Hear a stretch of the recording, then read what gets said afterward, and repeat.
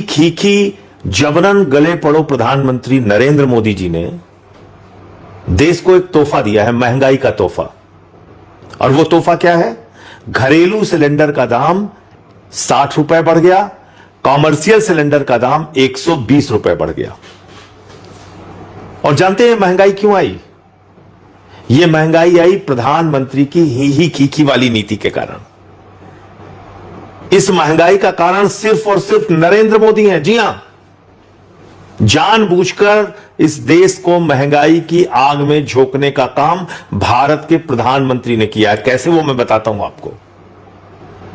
हार्मोज समुद्री मार्ग है जिसका 50% हिस्सा ईरान में आता है, और उस हार्मोज समुद्री मार्ग से प्रतिदिन 60% कच्चा तेल भारत का आता है और 50% गैस भारत की आती है। मोदी जी को यह बात मालूम थी, हमको आपको नहीं मालूम था। हमने भी रिसर्च किया, तब हमें मालूम हुआ। मोदी जी को यह पता था कि ईरान के रास्ते से ही हमारा कच्चा तेल और गैस आती है। तो आपने ईरान से अपने रिश्ते क्यों बिगाड़े? आप क्यों उछल कूद करके इजराइल पहुंच गए? 2 दिन पहले हमले के, युद्ध के 2 दिन पहले आप वहां पहुंच गए, आपको फर्जी मेडल पहना दिया गया और आपको बड़ी बड़ी बातें आप वहां पे कह के चले आए कि भाई इजराइल तो हमारे लिए बाप का लैंड है, फादरलैंड। वहां आप पहुंच गए और जब आप वापस आ गए हिंदुस्तान, उसके बाद वहां युद्ध हो गया, खामेनेई की हत्या कर दी इजराइल और अमेरिका ने, जो वहां के सुप्रीम लीडर थे। आप संवेदना के एक शब्द नहीं बोलते उनके लिए। 160 स्कूली बच्चियां मार दी जाती हैं, आप एक शब्द नहीं बोलते। आपने ईरानी नौसेना के जहाज को मेहमान के तौर पे हिंदुस्तान में बुलाया, वापस जाते समय अमेरिका ने आपकी सीमा पर उस नौसेना के जहाज को गिरा दिया और 100 से ज्यादा लोग मारे गए। एक शब्द आपने संवेदना के नहीं बोले। ईरान आपका परंपरागत मित्र है, उसने आपको सस्ते में तेल उपलब्ध कराया है। उसने 1994 में ऑर्गेनाइजेशन ऑफ इस्लामिक कंट्रीज के खिलाफ जब वो कश्मीर का मसला लेकर यूनाइटेड नेशंस में जा रहे थे, तो आपका साथ ईरान ने दिया था उस वक्त, प्रधानमंत्री जी। और आज ध्रुव राठी का एक वीडियो आया, देखिएगा, भारत का कोई भी प्रधानमंत्री इतना नहीं झुका जितना आप झुक गए। सब मजबूती से खड़े रहे अमेरिका के खिलाफ।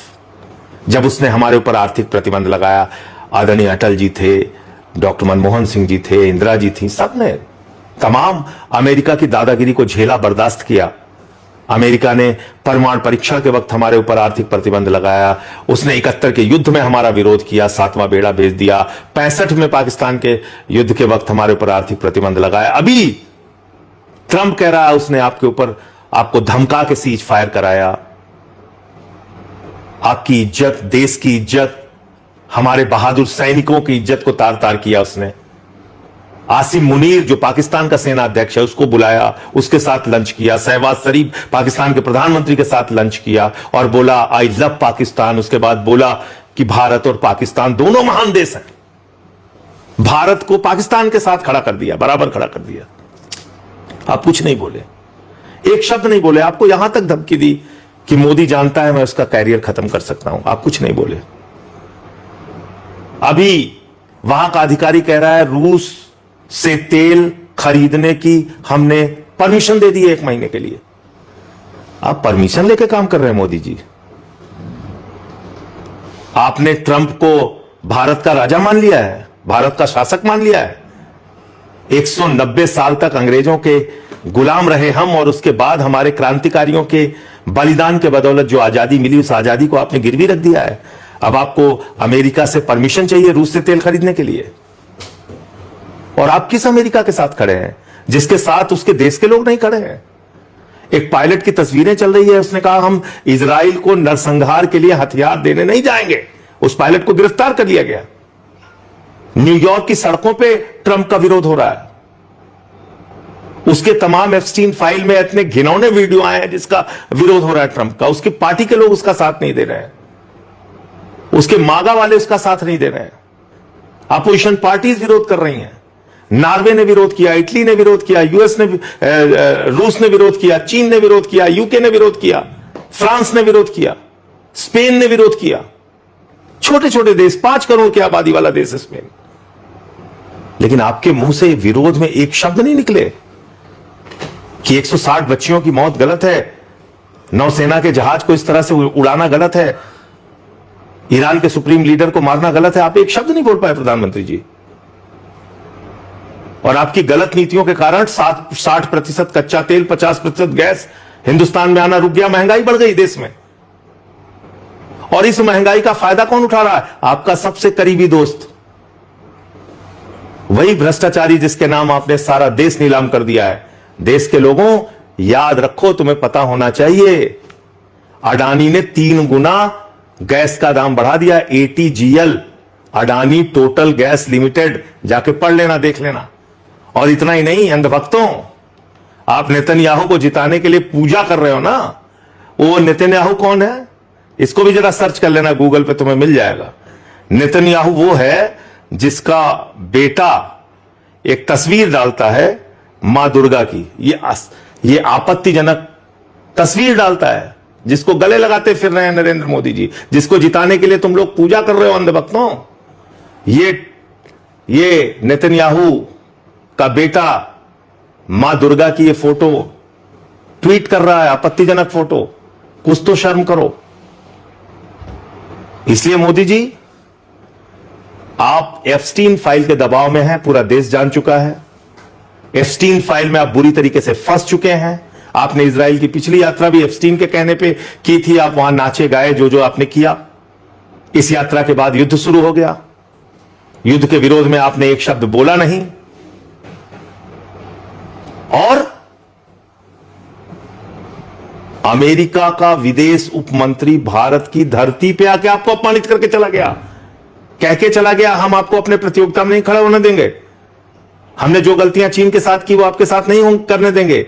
यानी आपको 2M दर्जे के नागरिक से भी कम हैसियत दे रहा है वो, फिर भी आपके मुंह से एक शब्द नहीं निकला। तो इसलिए आप एप्स्टीन फाइल के जबरदस्त दबाव में है मोदी जी। उसमें हरदीप पुरी जी फंसे हुए हैं, अनिल अंबानी आपका दोस्त फंसा हुआ है, उस एप्स्टीन फाइल में तमाम खुलासे हुए हैं। आपके दोस्त, जिगरी दोस्त अडानी को भ्रष्टाचार के मामले में सम्मान मिला हुआ है अमेरिका में। अब आप बोल नहीं सकते, अब आप कुछ नहीं कर सकते। इसलिए बेहतर यह है कि भारत माता के स्वाभिमान और सम्मान के लिए आप अपने पद से इस्तीफा दे दीजिए। आपको अपने पद पर बने रहने का हक नहीं है। आप भारत के गौरव, भारत के सम्मान, भारत के स्वाभिमान, भारत की संप्रभुता, भारत की प्रतिष्ठा को अब आप नहीं बचा सकते। आपने सब कुछ गिरवी रख दिया अमेरिका के आगे। अपने पद से इस्तीफा दीजिए, और अब तो आपने इजराइल को फादरलैंड मान ही लिया है। उन्हीं की चमचागिरी कीजिए, अमेरिका की चमचागिरी कीजिए, देश को बख्श दीजिए।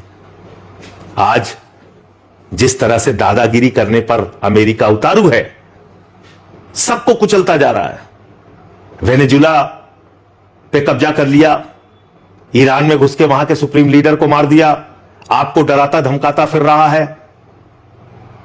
क्या आप समझ रहे हैं कि यह दुनिया के लिए ठीक है, भारत के लिए ठीक है? आपके लिए इजराइल फादरलैंड हो गया है, जिस इजराइल की कुल आबादी 97 लाख है और भारत की आबादी 144 करोड़ है। अमेरिका की दादागिरी देखिए, कह रहा है ईरान परमाणु हथियार बना रहा था, जिसका कोई सबूत नहीं मिला, और खुद अमेरिका के पास 5500 परमाणु बम है, 5500, 5500। वो दुनिया की निगरानी कर रहा है। इन सब विषयों पे आप कुछ बोल नहीं सकते, तो देश को बख्श दीजिए, अपने पद से इस्तीफा दीजिए, और भारत माता के स्वाभिमान और सम्मान की रक्षा करने में देशवासियों का साथ दीजिए। जय हिंद।